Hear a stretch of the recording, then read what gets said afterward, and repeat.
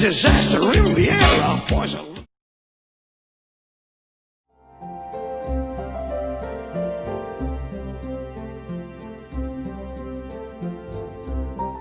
An experienced head maker performs the initial steps of making the head of the paintbrush. She unrolls and straightens out a bundle of red sable, then separates enough hairs for one brush of this size. She inserts the hairs into a metal band called a ferrule made of nickel-plated brass. She feels how they fit in the ferrule. If the fit's too tight, she removes some hairs. If it's too loose, she adds some. Brushes of different shapes require different tensions. The head maker takes the correct brass mold for the brush shape she's making and inserts the hairs all the way down into the mold cavity. She ties the roots of the hairs together with a string, then removes them from the mold. She inserts the brush head back into the ferrule, then removes the string. She dips the hairs into a solution of starch and water and works the solution into all the hairs by massaging the head on a towel. The starch allows the hairs to be trained to a permanent shape. She makes this particular pointed shape by spinning the head, then smoothing the hairs with her fingers. The starch dries overnight, locking in the shape.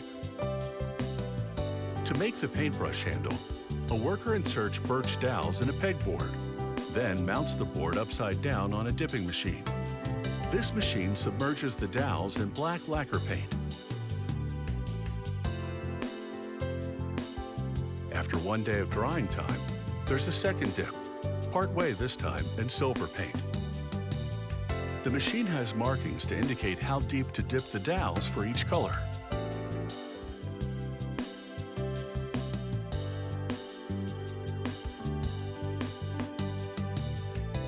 After another day of drying time, there's a third dip, this time partway in black paint.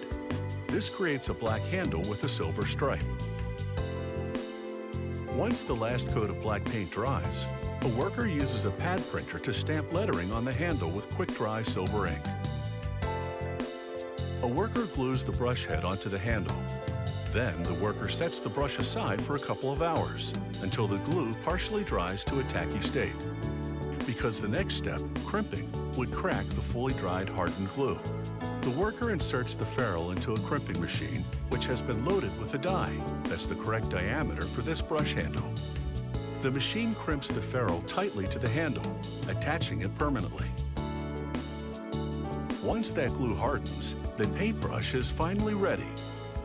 From this point onward, it's in the artist's hands.